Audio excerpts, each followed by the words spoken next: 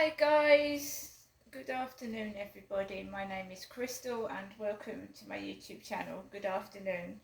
Alexa, what's the time please? The time is 12:46 p.m. Now we're going to start the day, the afternoon, with another message from my mum.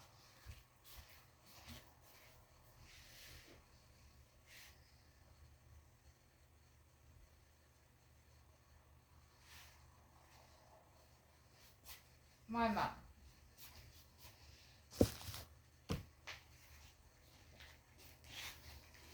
Welcome to your EE voicemail. You have 1 new message and 20 saved messages. First new message. Received today at 11:46 a.m. Hello, Janetta. This is your mother, Jennifer, speaking to you, Janetta, from my landline phone. Just not be getting on at you or anything.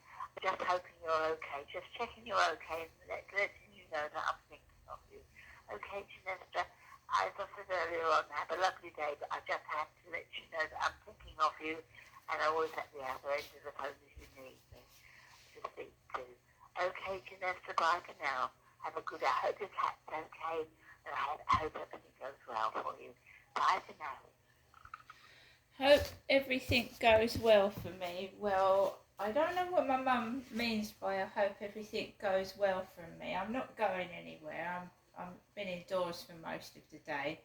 It's extremely hot and you won't catch me going out in the midday sun. Not between 12 and 2 anyway, because the sun is at its hottest and I don't want to get sunstroke and I don't want Max to get overheated either. So I've been indoors since this morning when I came back from a walk. He went out upstairs in his Ford Mondeo, the bloke upstairs, so I've got no noise. I've got no kids screaming and running about, so it's quiet.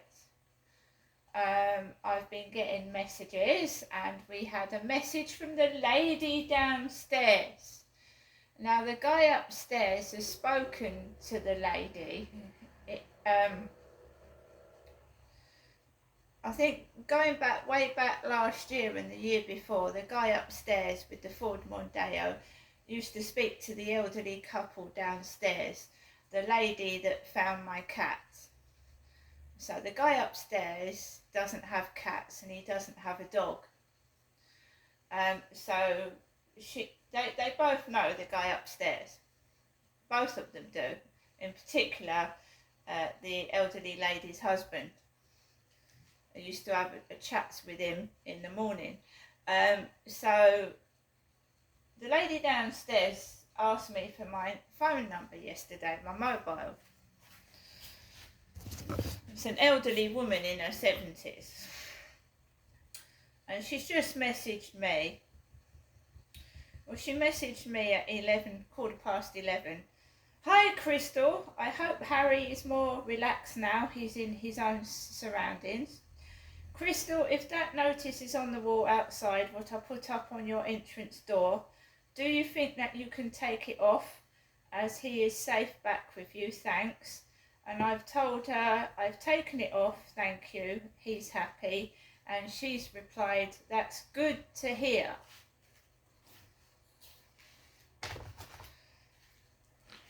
And now I'm getting messages off dating sites of a very, very, very explicit sexual nature. I've just reported one of the messages to the dating site because it unacceptable texting a woman disgusting things like that. So it's been reported because that's what the police told me to do. It sounds like that Sean pretending to be somebody else to me. It sounds like that guy that speaks to me on FaceTime pretending to be other people. And what this bloke has just said is not acceptable. So I'm not replying to it, I'm just reporting it. You report it and you block them. Simple. Right? Now, this Sean that spoke to me last night has not attempted to speak to me this morning. And I'm just keeping an eye on what's going on and obviously keeping safe. Right, so I'm a woman, and I don't know whether the old lady's texted me herself or someone's got the old lady to text me, and I'm a woman. But on and off I'm getting messages of a very sexual, perverted nature, and I've got, my mum keeps ringing me, my mother, and the old lady downstairs has texted me twice. I don't know if someone thinks it's funny what they're doing, but they will end up getting caught because all these profiles are being reported.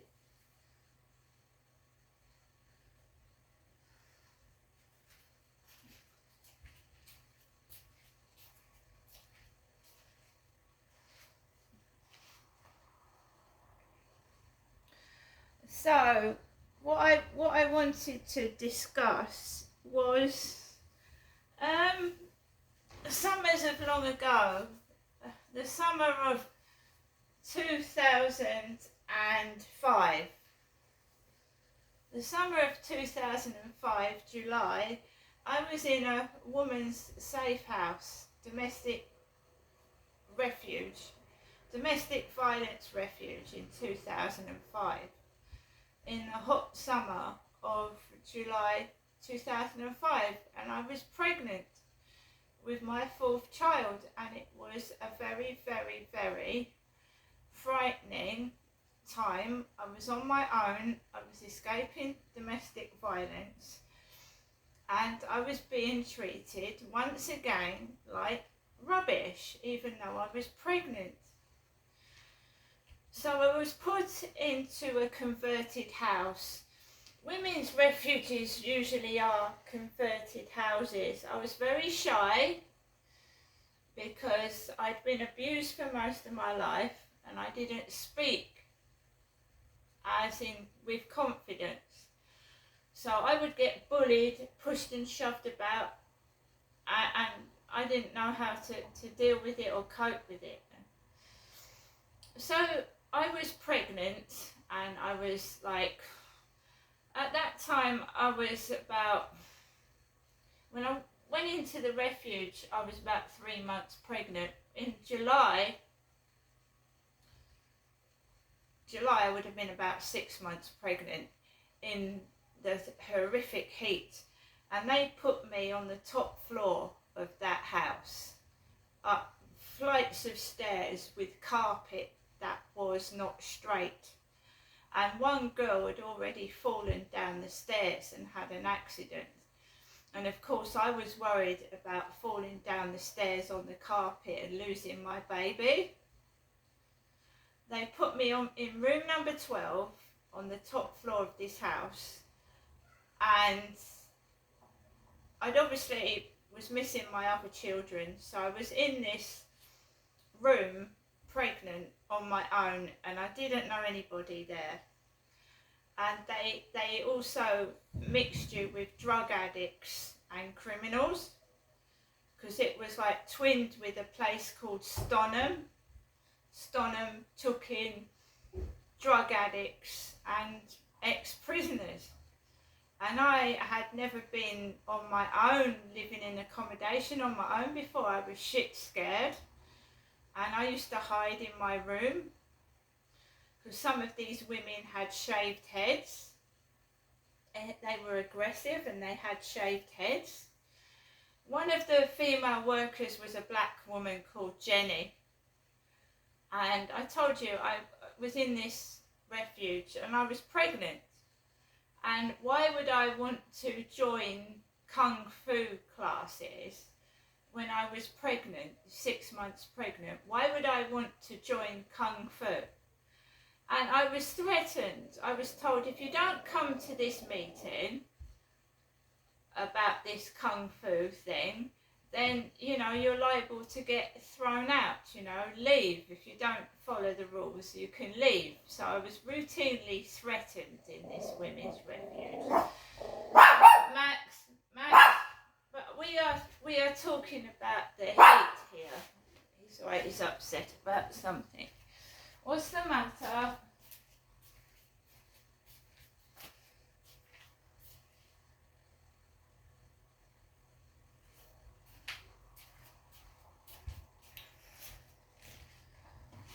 So I was routinely threatened in a women's refuge. It's like there's a big girl with glasses with hair up like this outside my window making a noise getting into a car, and Max is just alerting me to someone being outside basically. I didn't want to see that, but there you go, my dog wanted me to. So my mum keeps ringing to annoy me, hoping I have a lovely day. And you see big girls with glasses getting into cars going out for the day, yeah? So basically, we're talking about the heat in a women's refuge when I was pregnant, 6 months. And the staff in this refuge were cruel.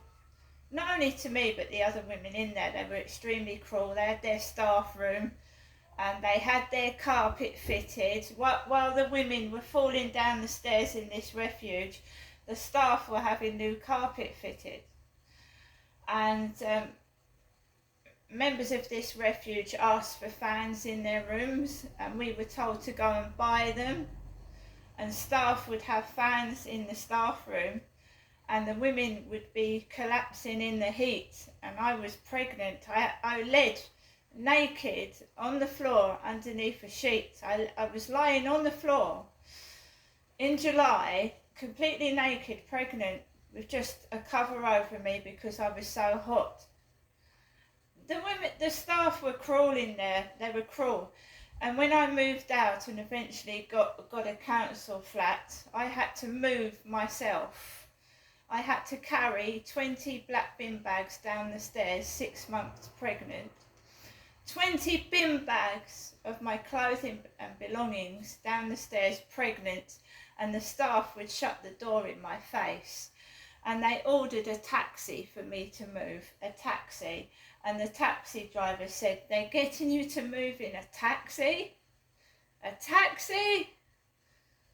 I had to stuff 20 bin bags into a taxi, and the taxi driver helped me. And he didn't have to, but those staff in that women's refuge were cruel. Women. Absolutely cruel. And one of them was called Jenny. She was a black woman and she was bullying me. I was shy back then and I wouldn't wear shorts and a t-shirt. I was hiding my body under cardigans and jackets, and I was scared to speak. And now that I've found my voice and I'm telling my story, these fuckers don't like it. They don't like it. They try and make me feel fat, ugly and horrible, because that's what they are. That's what they are, not me.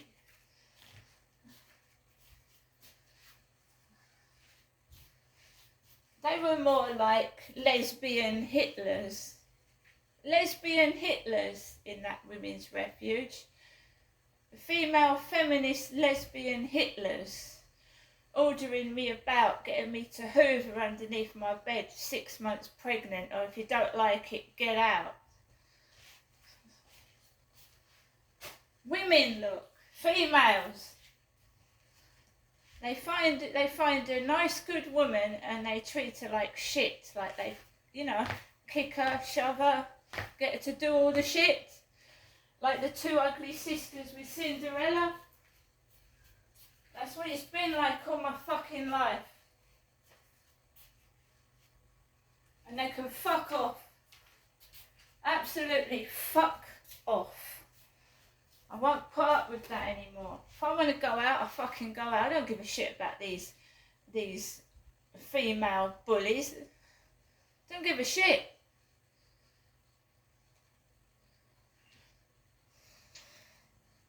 I'm a fucking straight heterosexual woman. I can't find a fella because it feels like lesbians and fucking these female bullies won't let me find a bloke to settle down with because they want to use me as their dirty bag, you know, that they can kick and push around and make fun of. It's alright for them to go out with their fucking extra loads and their glasses and their fucking camel humps. They can go out. But I can't, right? I can't. Nothing wrong with me. I ain't exceptionally hideous. I ain't exceptionally fat. But they could go out with their camel humps and their greed, and I can't. I every time I go out, I get trouble. Yeah, women texting me. I got my mother texting me. Have a lovely day. Have a good day. Don't do anything I wouldn't do. Well, there's no chance of that, is there? Stuck in this prison. See you later.